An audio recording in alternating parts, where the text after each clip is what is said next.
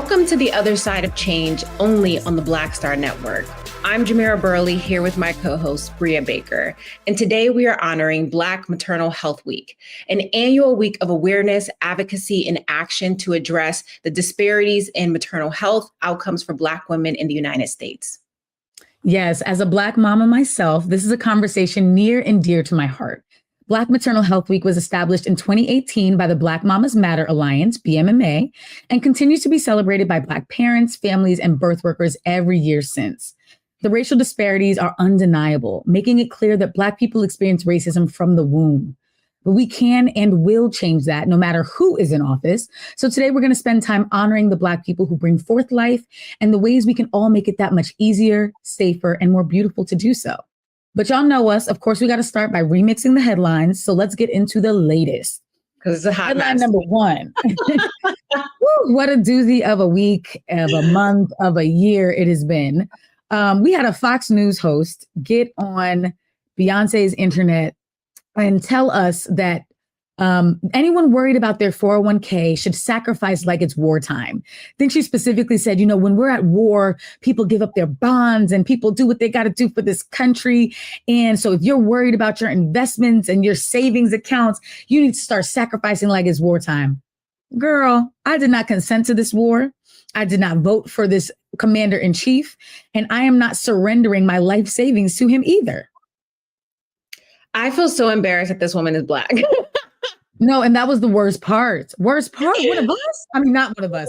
Not only is the wig crooked, but maybe your analogy is crooked as well. Because we're not at war. That can only be something declared by Congress. We are not at war.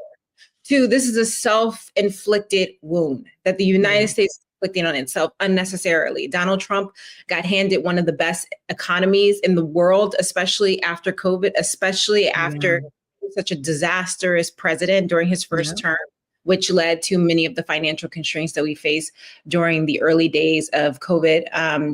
And now he got handed one of the best recovering economies post-COVID, and he managed to destroy that in less than 100 days. That, I will have to say, is a skill that I hope to never achieve. Never. Yeah, never. 1,000,000%, 1,000,000%, girl. Yeah. Don't tell people like they should be willing to sacrifice their life savings as if when times turn around that they're more likely to get that money back, because it's always the poor people. It's always those who are most disenfranchised, the ones having to make the biggest sacrifice. And that's unfair. It's so expensive for in this country. Yeah, 1,000,000%, 1,000,000%. And we're already suffering and sacrificing more than we ever asked to anyway. So don't add on to my trials and tribulations. The levels of stupidity. But, it is a time, it reminds me of a meme I saw. I don't know if you saw me posted on my page, but someone said April Fool's is canceled because this whole year has been a joke. Yes. And I was like, okay, I get it. Yep. I'm happy we're all on the same page of the level of incompetence, but 1,000,000%. We'll think it through because we've been through worse. And although we lost many people along the way, I'm sure we're going to survive this, especially because we see people taking action. So that's exciting. Yeah, exactly. Well, speaking of worse, I know you got a crazy headline. Another headline that we see is student loan borrowers are outraged when payments increase after court blocks Biden-era programs. I have been seeing so many of my friends who are first-generation college students, many people online talking about how, unfortunately, for many of them, their student loan payments have increased by almost double. They were on loan repayments that was coupled with it was comparable to how much they were actually making. And now that has increased tenfold for so many people across the country. And so I think I read somewhere that there's like 9 million Americans who are behind on their student loan payments. And it's probably one of the biggest numbers that we see, especially comparable to the housing crisis of 2008. And so with this being coupled with what we just talked about in regards to the tariffs and how that's going to impact people for 1K.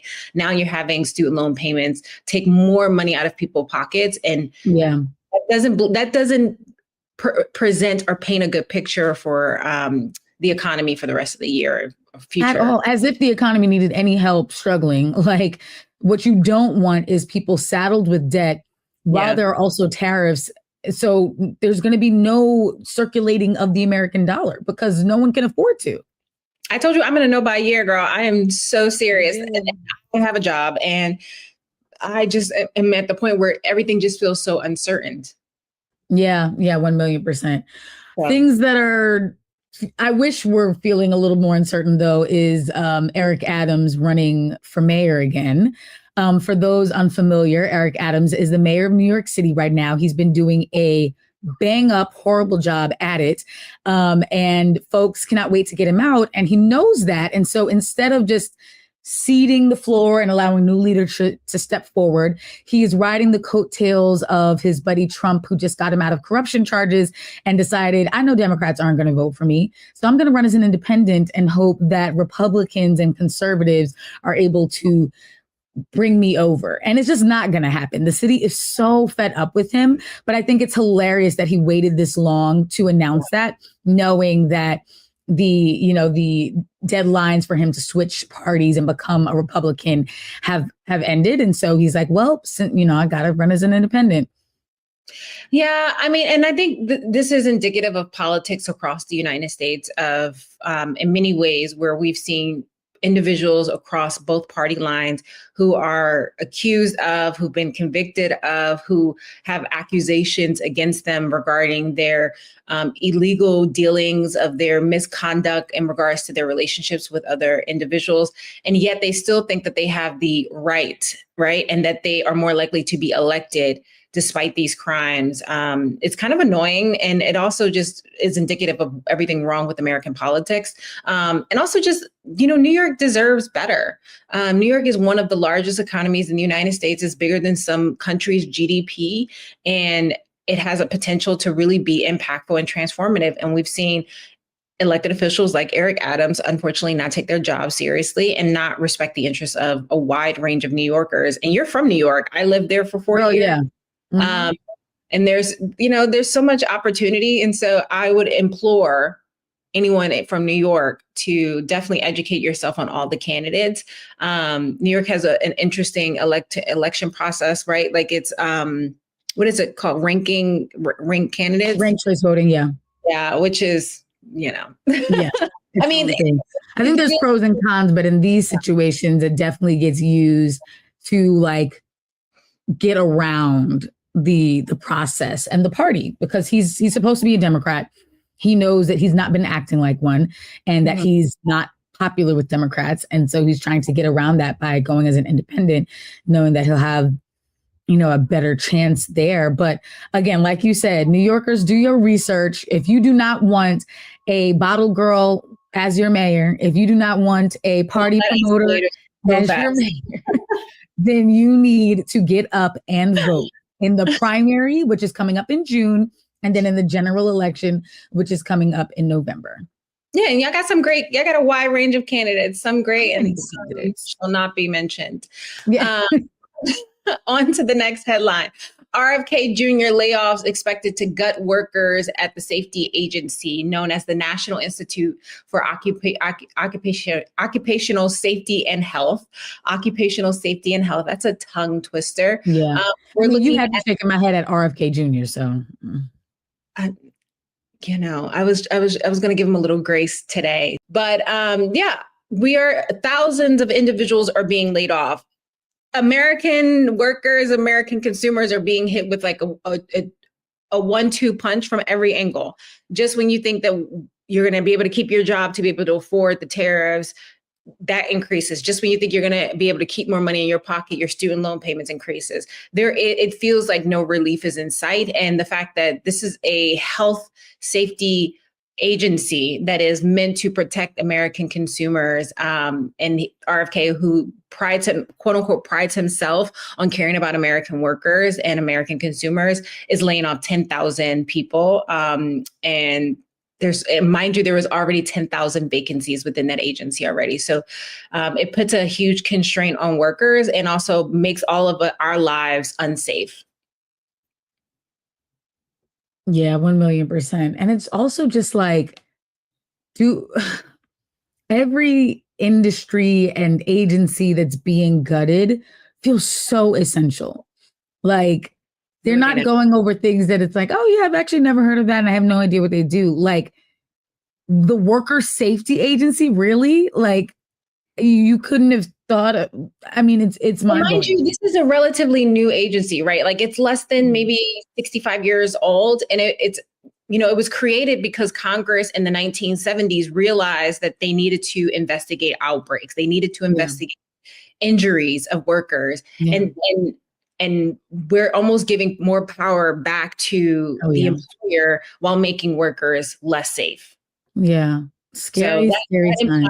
All of us. It's not just the workers who were laid off, but also to all of us who have a job, because unfortunately this is capitalism. And if you don't work, you don't get fed and you don't get housed, you don't get clothed.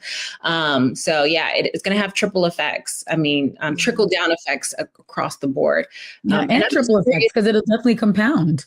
Yeah. And I'm just curious if Trump voters are finally waking up to the knowledge that what they voted for is a nightmare and that it's impacting them more than they ever thought it could impact people who are just like minorities, right? Because that's, let's be honest, we know that the vast majority of them voted for these things because they thought it was only going to impact Black and brown folks. And now it's going to lead into their reality. So. Oh, yeah. I feel like there's a new story every day of someone who voted for Trump having a family member deported, someone who voted for Trump being fired, someone who voted for Trump being impacted. And it goes to show that people were very individualistic and short-sighted when they entered into that ballot booth. And now they're realizing that the chickens are coming home to roost and we are all affected. Even if you're not being fired, you are losing protections. Even if you are not being deported, you are a part of a community that is less safe, that is heavily policed, where there's no accountability, no checks and balances. And that's a really scary place to be in. It's a fascist regime. But anyway, things are getting dark here. Anyway, every day is getting dark. Right. No, but that's true. But again, there's hope. There is hope in the small pockets of America where people are not taking this laying down. They're not compliant in advance. Yeah. Exactly. But with that being said, we're going to take a quick break and we'll be back. As I mentioned before, you are watching On the Other Side of Change, only on the Black Star Network.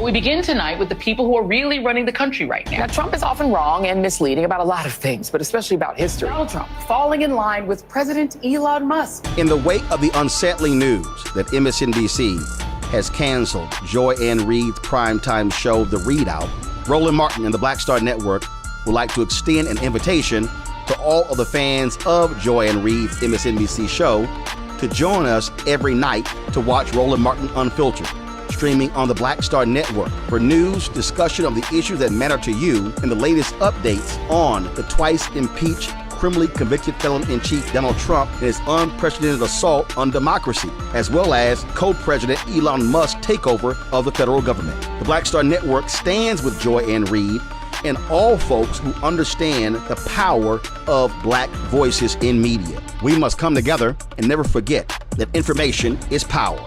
Be sure to watch Roland Martin Unfiltered weeknights, 6 p.m. Eastern at youtube.com/Roland S. Martin or download the Black Star Network app.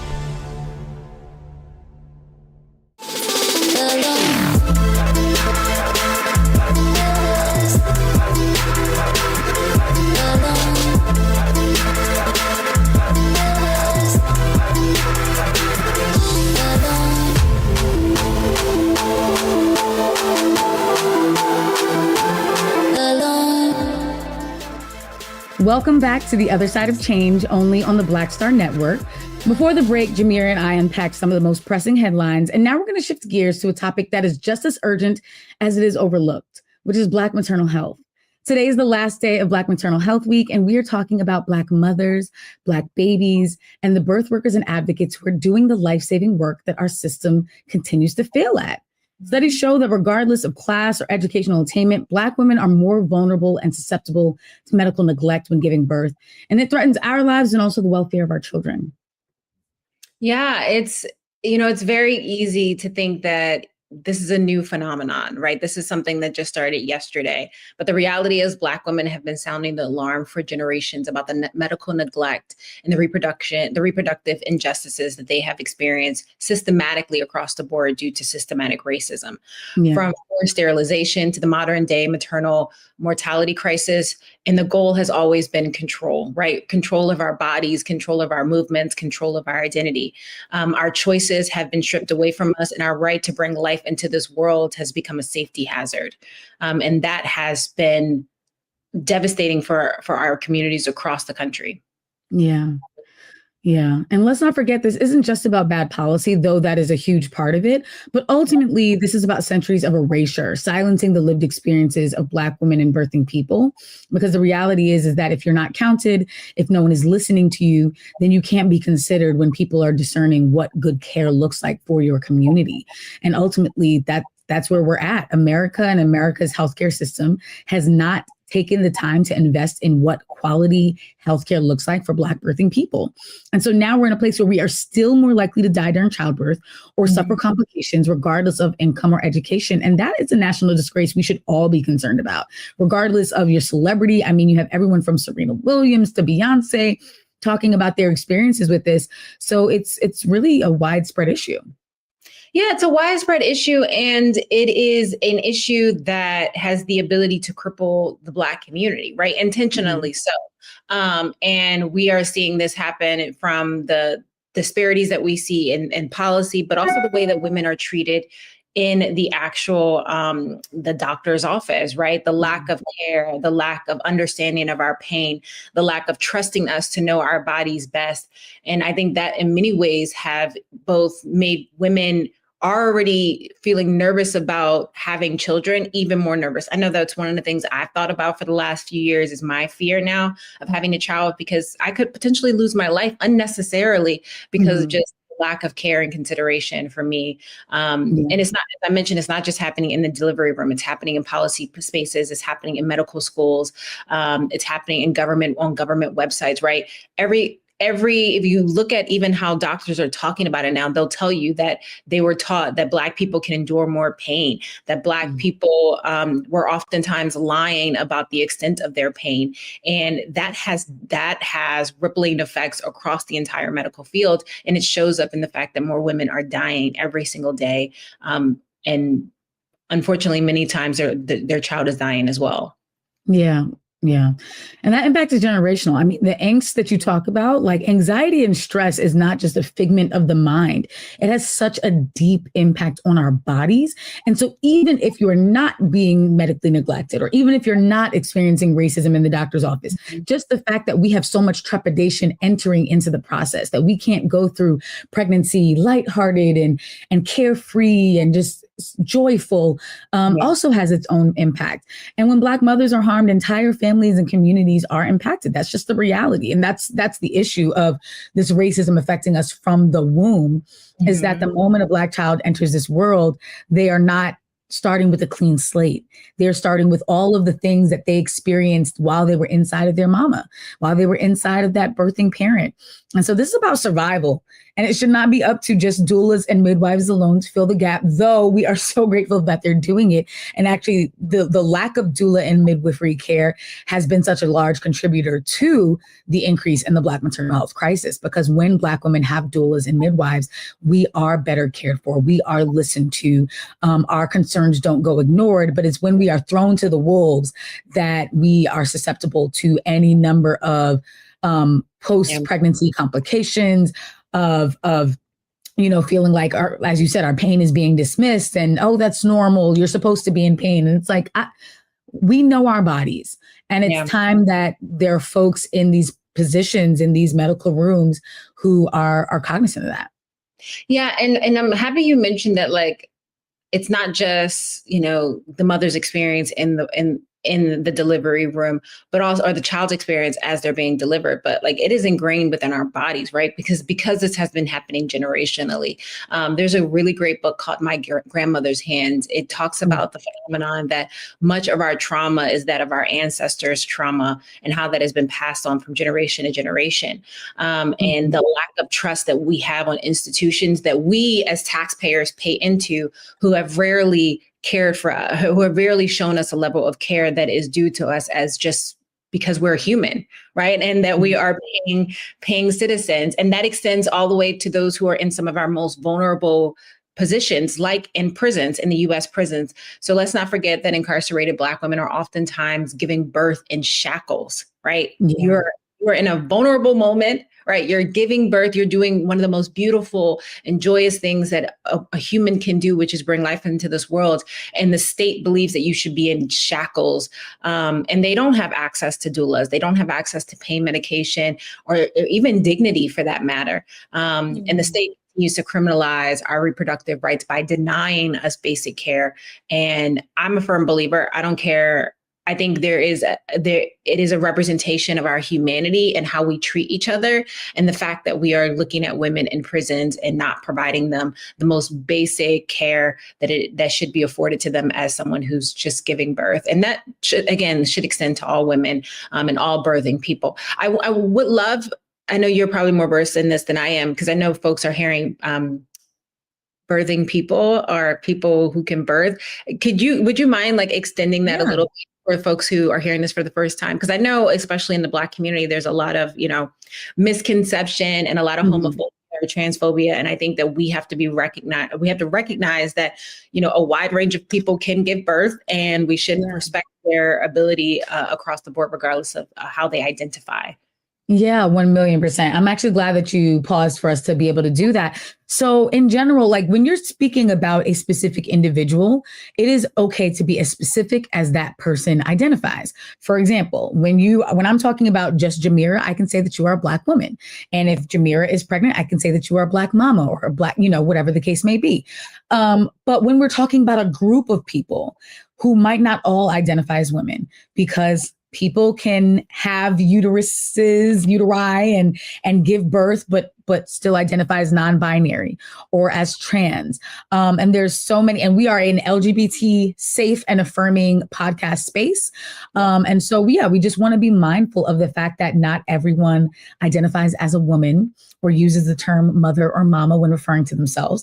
But yes, I think that I often hear, especially to your point, when there is the homophobia or the transphobia outrage and people are like, oh my gosh, this woke culture is just changing everything. And now we can't be mothers. No, if you identify as a woman and you identify as a mother, then yes, when I'm talking about you, I will absolutely call you a mother. But when I'm talking about an entire population of people, some of whom do not identify as that, we're just going to say Black birthing people. You might also hear, and this is like a newer term, that breastfeeding, a more like inclusive term for that is chest feeding, because not everyone has breasts. And that's not even just, non-binary and trans folks. There are cisgender women for whom have had breasts removed for medical reasons and are just like, listen, I'm still able to provide for this child in whatever way. But chest feeding is a more inclusive term. And it doesn't stop anyone from still using mother or mama or breast when they're referring to themselves. That's what my wife used when referring to herself. But yeah, if you're talking to someone who doesn't use she, her pronouns, they might feel more comfortable with, listen, I'm a Black birthing person. I am capable medically of giving birth. I have or am about to do so. But the term mother or mama or breastfeeding maybe doesn't just feel as right. And so when we're talking about the millions of Black people who go into doctors' offices or birthing centers every single day to give birth, we use that more gender neutral term. Yeah. And I think it's important to note that outside the Western world, these people have always existed within our society. They have always existed. And they might not have always had language for it or labels for it, but they've always existed. And I also think it's important that, we talked about how the violence that women experience when giving birth, or people who can birth experience when giving birth. That's a lot of giving birth words, but the violence is not just in the delivery room. It's not just in the doctor's office. It's also in the language we use and making sure that people are safe enough to be seen and heard. Because what we're seeing now is the erasure of not just those people, right? People who identify differently, but also the erasure of Black people, the word Black, the word diverse, the word equity, like we're being almost erased. And we have to extend that to other people as well. Yes. And the attacks on these words, they're so linked to the attacks on the communities. For example, book bans. It was a lot of Black authors being banned first. And in the name of banning Black authors, to protect other people and specifically white people and white students. But those book bans also turned to book bans against any LGBTQ content.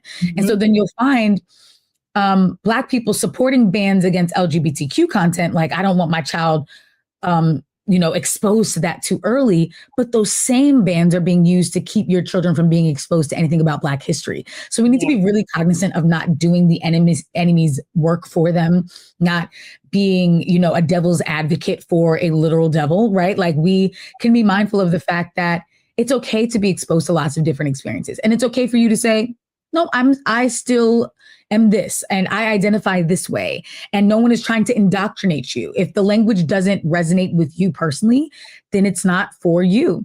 But being aware of it is a beautiful thing. And I'm so glad that you brought this up, because there has always been gender fluidity and trans folks, even when the labels were different, on the African continent. So for those of us who are a part of this diaspora, it is white supremacy that says women have to look like this and men have to look like this. And oftentimes the language of transphobia is wielded against Black women. Oh, Michelle Obama her arms are too manly. Oh, Serena Williams, she's too brolic. She's too. And then that extends to their pain, right? Like how much they experience pain, how much based on their appearance or their proximity to the Western world's ideas about femininity. All of these things are equally connected. So intertwined, because it's the same people who were like, yeah, I just feel like I'm in support of real women. And then all it takes is one racist and transphobic person to be like, well, you got a little, 5 o'clock shadow there. So you look like a man or this or that. And now you're being policed too. Now your femininity is being policed. And now you realize, and the markers of femininity are so unreal, because there are cisgender women who cannot have children. So bearing children is not what makes you a woman. There are cisgender women who do not have large breasts or large butts. And that doesn't mean that they're any less of a woman. There are cisgender women for whom do not have periods. And that is not what doesn't make them a woman. And so I just think it's also really mindful that the language that some people use to try and vet out who is a real biological woman can also be used against those same people one day. And so it's not that you should only care because it'll be used against you, but we did talk about this earlier during the Remixing the Headlines. Like if you're so single-minded, one day that same mentality is going to come back to bite you, and there's going to be no one there to protect you because you were too busy weaponizing it against other people. So we got to change our hearts and minds. Policy, we talk about policy and we're going to get into that deeper, but ultimately real people implement policy. Real people police each other. And so if we are not conscious of the ways that it's like, ooh, I'm thinking like an oppressor right now, then we're going to turn into exactly who we say that we're fighting against. And so we are here for anyone who is bringing forth life, anyone who is supporting the people who are bringing forth life, and all of the, care workers who do it too. Yeah, no, agreed. You beautifully said, it takes all of us. And it also is a reminder that we have to make space for a wide range of identities if we're truly going to get closer to liberation. And I get it that a lot of people don't want liberation, right? They want to be in proximity to power. Recognize that power was never created with you in mind. And it's definitely not going to be extended to you in a real way. And we are seeing this come out in in things like Project 2025, right? Like is intentionally meant to separate and to create division across all of us. Which brings us to our next segment. We're going to, continue to talk about Black women, because my favorite topic, obviously. We're going to continue to talk about birth workers and organizers and health advocates who are standing in the gap, not only saving lives, but transforming what maternal care can look like and should look like and feel like. When we come back, we're going to be joined by another brilliant a leader in this space who is really helping to lead the charge on this work. And for those who are tuning in, you're tuning in to The Other Side of Change, only on the Black Star Network. We'll be right back.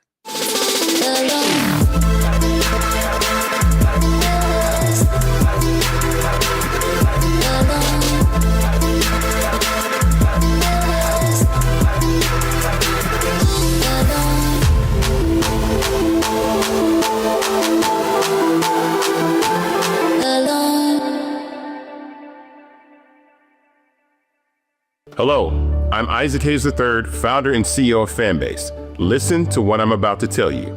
The window to invest in Fanbase is closing. We've raised over $10.6 million of our $17 million goal. That means there's room for less than 6,370 people to invest in Fanbase for the average amount. The minimum to invest in Fanbase right now is $399. That makes you an owner in Fanbase today. Go to startengine.com/fanbase to invest. Why? Because current social apps have taken advantage of users for far too long, with content suppression, shadow banning, harmful racist content, and no real tools for monetization and equity. Fanbase has over 1.4 million users and counting, allowing anyone to reach all their following and monetize their content from day one. Social media is the new TV, and whoever owns the apps that distribute that content have the opportunity to own potential billion-dollar companies. While big platforms with uncertain futures are failing to serve their users, Fanbase is stepping up to fill the gap. Don't wait until it's too late. Invest now, invest for yourself and your future. Go to startengine.com/fanbase and own the next generation of social media.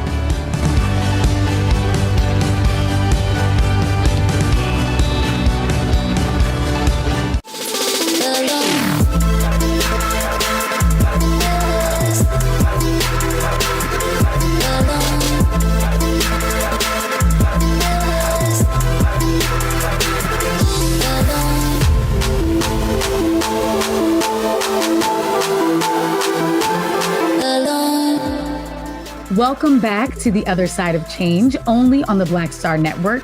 Joining us now is Alicia Simpson, a lactation consultant, reproductive justice advocate, best-selling author, and nutritionist who founded Pea Pod Nutrition. Alicia has a burning need to answer the whys in life, and her question of why do African-American mothers have the lowest rate of breastfeeding in the United States fueled the research behind her master's thesis. And that thesis is titled Sociocultural Barriers to Breastfeeding in African-American Women with Focused Intervention to Increase Prevalence. Okay, that's a mouthful, but it's an important mouthful because that means Alicia is doing the work to make sure that Black children are getting what they need and that Black mothers are being exposed to all of the different tools and tactics and ways that they can be drivers of their motherhood experiences. So we're so excited to have her. And equally as important as all of those accolades and titles that I just mentioned, Alicia is a mother. And so we're so glad to have you on The Other Side of Change, Alicia. Welcome. Thank you. Thank you both for having me. Thank you for being here. I'm just curious if you can start by helping to really ground our listeners on the current state of Black maternal health, especially when we know that Black women in the United States is 3 to 4 times more likely to die from pregnancy-related causes. That number seems very scary to me. I'm sure it's scary to those who are listening. So can you help ground us in the reality of what we're facing right now and maybe start us in a direction of, where this needs to go in order to resolve it? Absolutely. I wish that I could be the bearer of better news. However, the state of Black maternal health in the United States is still dismal. Currently, our rates of maternal mortality are 50 per 100,000 births, and that is up from the previous year. The previous year it was 49.5, which is the opposite of every other ethnicity that has been studied. So in Hispanic women, the rates went down from 17 to 12. deaths per 100,000 live births. For Asian Americans, it went from 13 to 11. And for white Americans, it went from 19 to 14.5. So while there has, without a doubt, been big changes that have happened in our healthcare system that have benefited birthing parents, they unfortunately have not benefited Black birthing parents because we went up. We had more mothers dying while everybody else had more mothers living, more mothers able to connect with their babies, more whole families. We hear story after story after story of fathers who have lost the love of their lives and are now raising these children on their own for senseless reasons, for very senseless reasons.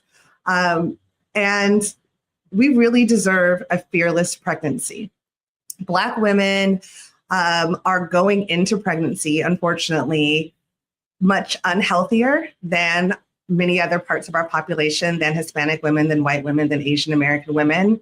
And that is not a factor of just inherently being Black that makes us unhealthier. It is not morality that makes us unhealthier. It is not our choices that makes us unhealthier. It is environmental racism. It is systemic racism. It is the systems that we are born into that have really made the difference. So while things like improving hemorrhage kits being in every L&D or labor and delivery unit to ensure that if a mother begins to hemorrhage, which is our number one cause of maternal mortality, so if a mother begins to hemorrhage, immediately they can stop it. And it is a very quick, easy, cheap solution. And so that is the reason for most of the decline that we have seen in maternal mortality. But because it hasn't happened for Black women, we know it is not just these physical things that happen in the hospital. We know that it is more, that it is the ecosystem in which we are living. Yeah. That is really deep and important. And that's really sad and scary to realize that the rates are getting worse. Because my next question was going to be that there have been so many alarms sounded. I mean, I mentioned some of the celebrities earlier who have been publishing op-eds, Allison Felix, an Olympian, was talking about this because she had so many fellow Olympians, Black women and mothers who were dying during childbirth, and was just like, someone's got to do something about this. And so I was going to ask you, with everyone from celebrities to activists to politicians and everything in between talking about this, has it resulted in any substantive shifts in what care can look like for us? I mean, it sounds like maybe the answer to that is no, but have there been any improvements over the last few years that you can speak to? Yes, well, I think that those voices are so, so important. When I started this work, no one was talking about this. When I started this work, if I mentioned anything about maternal mortality and the rates, everyone was like, oh my gosh, I didn't even know that the United States had the highest maternal mortality rate of all developed nations. I had no idea that Black mothers were dying at a higher rate. So that has changed. Now people know. But it has all happened in a very short period of time. It's really only been within the last 5 or 10 years that this discussion has become more and more public. And thankfully, it is because of people like Allison Felix and Serena Williams and Beyonce sharing their stories that show that even no matter how much money you have, the best doctors, the best access to everything, it still is not enough.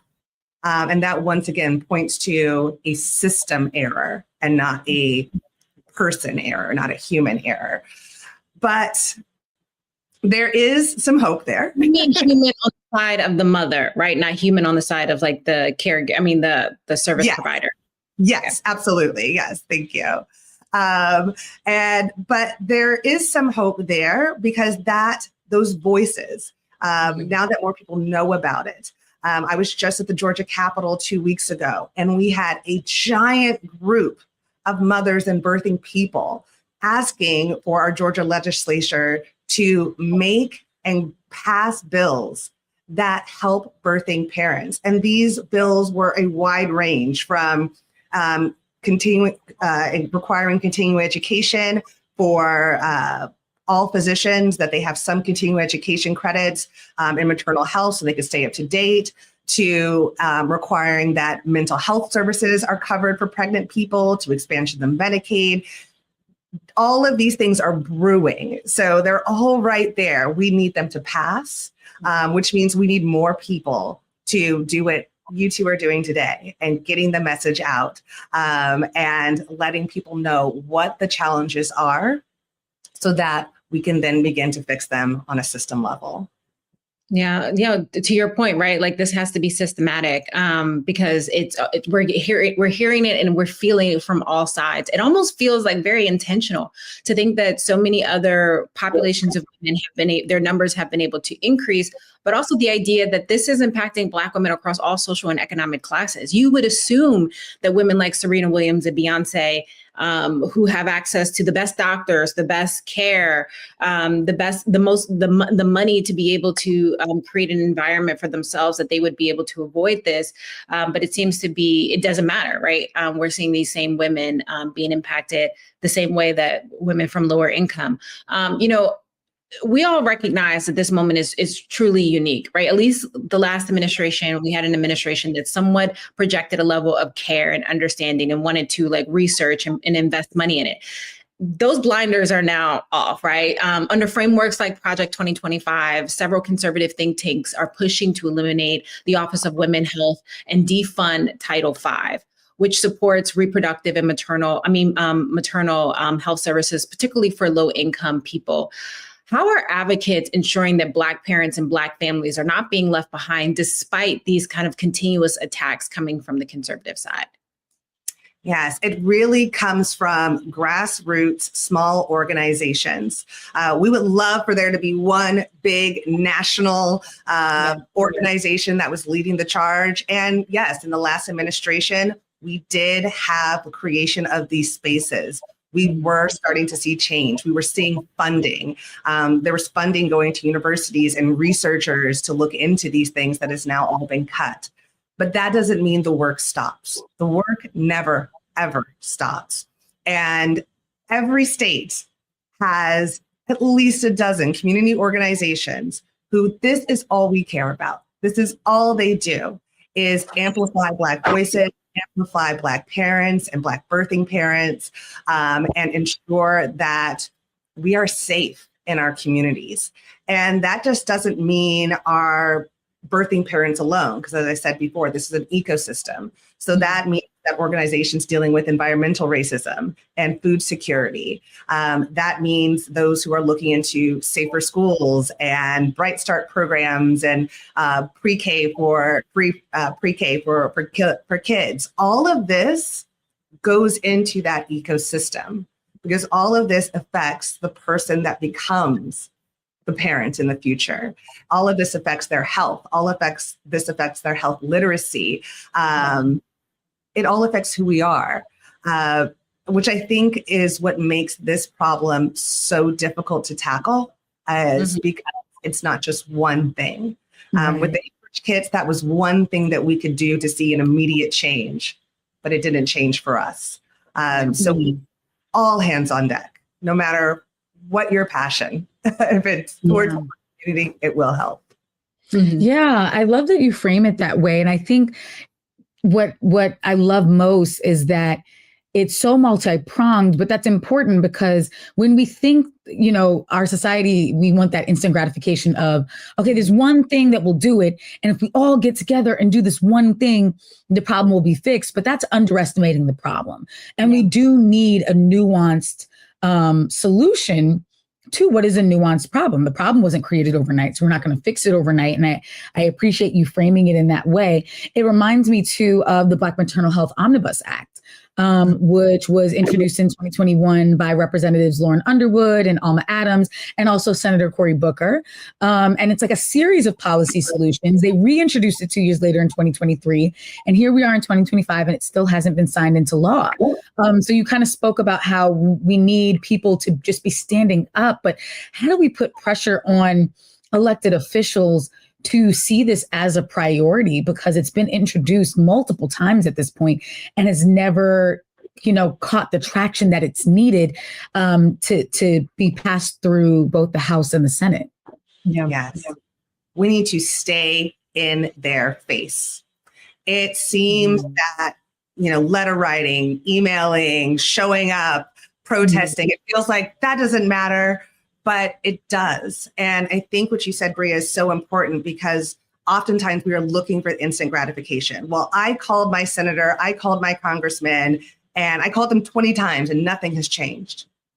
You might need to call them 100. You might need to call them 1,000.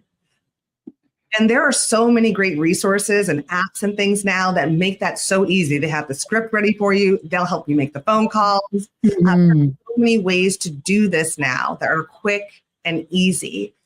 But if we wake up every morning and after you do your gratitude journal and get yourself centered, we start by just making a couple phone calls.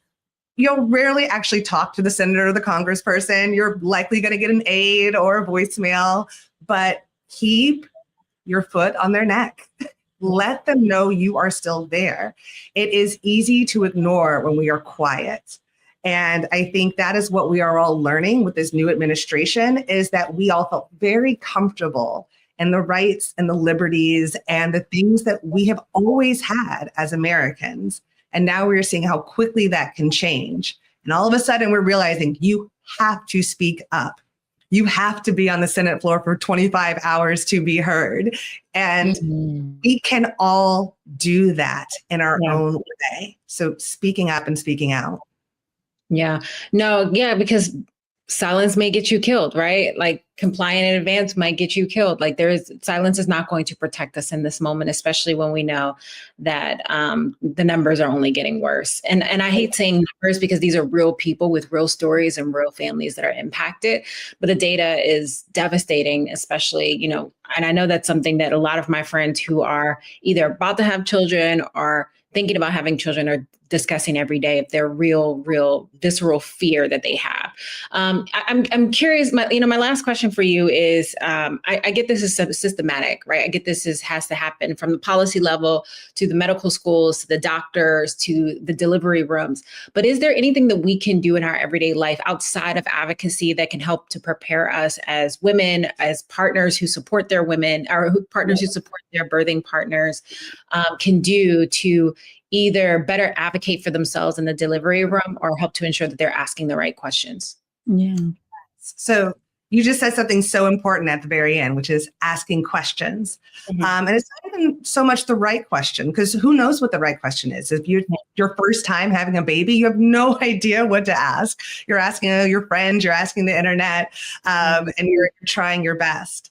But as scary as these statistics are, we want to lean into that fearless pregnancy as much as possible. We want to lean into joy. We want to lean into preserving ourselves. We want to lean into going outside and being in sunshine, being in community.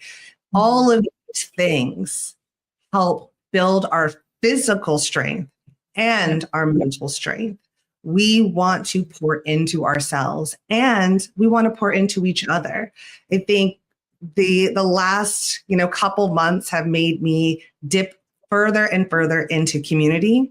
And when I lose, I just reach out to another person in my community, because working in the maternal mortality space, it is very easy to lose hope. It is very frustrated. It is very easy to say, I want to give up, but you can't. You just can't, which means you just have to keep on pouring into yourself with love and graciousness, and keep on pouring into others with the same, and encouraging people to ask questions. Do not worry about how dumb that question might sound or what other people might think. You are paying for a service wherever you go. You are paying the doctor. It is not the other way around. You are paying that midwife, that birthing center, not the other way around. You hold the power. It is your body. So no one can make you do anything. They can really be intimidating sometimes, but that belief, that strength within yourself, that this is your body, this is your pregnancy, and you have every right to have 100% ownership of it, is so, so important. So if there was one thing that we could do, it would be to pour into yourself. Thank you for that. That's agree more. Can you tell folks how they can get in touch with you, how they can stay connected for more information? Absolutely. Yes. You can find us on pretty much all platforms at Pea Pod Nutrition. So that's PEAPOD Nutrition on Instagram. Our website is www.peapodnutrition.org. And we're also on TikTok at the ADHD Nutritionist. Awesome. Yes, I love it. A million, a zillion %, as my co-host would say. We really appreciate you coming on today. And again, continue to check her out and all of the resources that she has available. For those who are watching, this is On the Other Side of Change. We're going to take a quick break, but we'll be right back with additional information to keep you going as you continue to advocate for yourself and those you love most.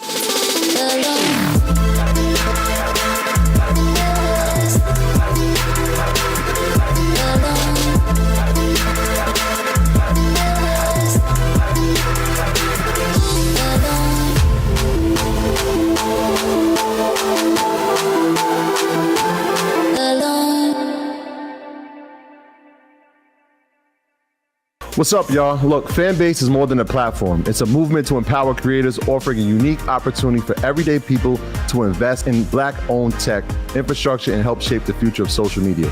Investing in technology is essential for creating long-term wealth and influence in the digital age.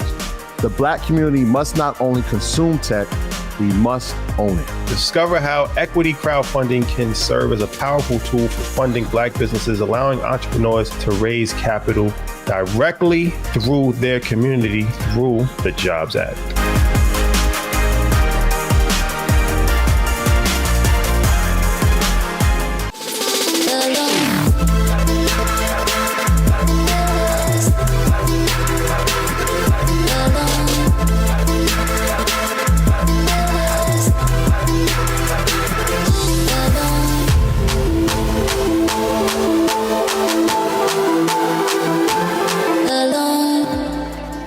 Okay, Alicia just gave me everything that I needed on this Thursday.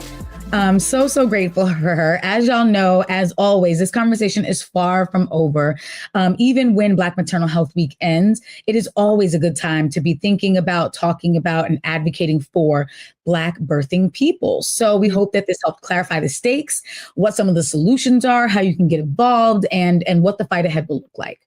No, couldn't agree more. And if you want to dive deeper, check out Pregnant While Black by Dr. Monique Ranford and Killing the Black Body by Dorothy Roberts. You can also follow groups like Sister Song and the National Birth Equity Collaborative. All are great resources to keep learning and growing. Yeah, 1,000,000%. They're all Black led, of course, because that's what we do here. But yeah, just stay engaged. As Alicia said, we just cannot shut up about these topics. We have to know our rights. We have to organize. We have to help others know their rights, hold our representatives accountable, keep their feet to the fire. And until next time, let's keep pushing for this just future, which is possible on the other side of change.